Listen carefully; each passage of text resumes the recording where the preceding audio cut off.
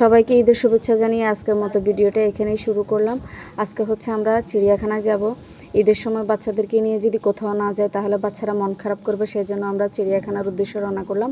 আজকে হচ্ছে ঈদের দ্বিতীয় দিন, তো আমরা দ্বিতীয় দিনেই চিড়িয়াখানায় গেলাম এবং প্রচুর গরম ছিল। এই গরমে দিয়ে শুধু বাচ্চাদের জন্যই যাওয়া, না হলে আসলে বের হতে ইচ্ছা করছিল না।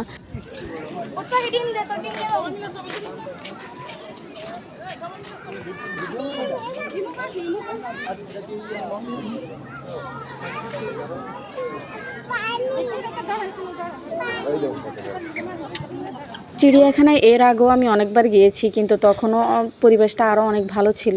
এখনকার পরিবেশ তেমন একটা ভালো দেখলাম না। বিশেষ করে প্রত্যেক খাঁচায় আগে দেখতাম বাঘ 2-3টা থাকতো বা সিংহ অনেকগুলো ছিল, 2-3টা কিন্তু ছিলই। কিন্তু এবারে প্রথম দেখলাম যে একটা বাঘ, একটা সিংহ এবং সবগুলো কিন্তু শোয়া ছিল, সেজন্য বাচ্চারা তেমন একটা উপভোগ করতে পারেনি। দাঁড়ানো থাকলে যেরকম একটা ভালো লাগা কাজ করে সেটা ওরা বুঝতে পারেনি। আমরা যারা বড়রা ছিলাম আমাদের তো গরমে অস্থির লাগতেছে, কিন্তু বাচ্চারা সেই জিনিসটা ফিল করছে না। ওদের কাছে ওরা একটার পর একটা পশু পাখি এগুলো দেখবে, সেটা নিয়ে এক্সাইটেড।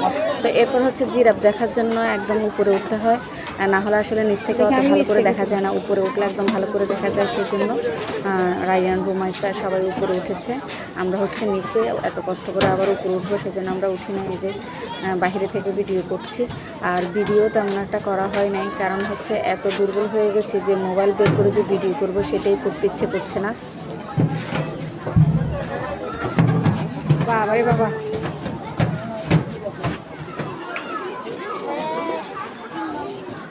জিরাফ দেখার পর আমরা একটু সামনে আগাচ্ছি। এর মধ্যে দেখলাম যে সময় টিভির সাংবাদিকরা আর বিভিন্ন জনের ইন্টারভিউ নিচ্ছে। তো এর মধ্যে হচ্ছে রায়ানকেও জিজ্ঞেস করছে, রায়ানের ইন্টারভিউ নিচ্ছে। এরপরে রায়ানের ইন্টারভিউ দেওয়ার পরে আমার শাশুড়িও কথা বলেছে। তো এরপরে এটা অবশ্যই টিভিতেও এসেছে। আমরা আবার সন্ধ্যার দিকে দেখলাম যে 2টার খবরে সেটা আবার টিভিতেও দেখাচ্ছে। আমার শাশুড়ি যখন ইন্টারভিউ দিচ্ছে তখন আমি মোবাইলটা বের করতে করতে শেষ হয়ে গেছে, সেজন্য আর ভিডিওটা নিতে পারিনি। কি ব্যস্ত দেখা নিয়ে।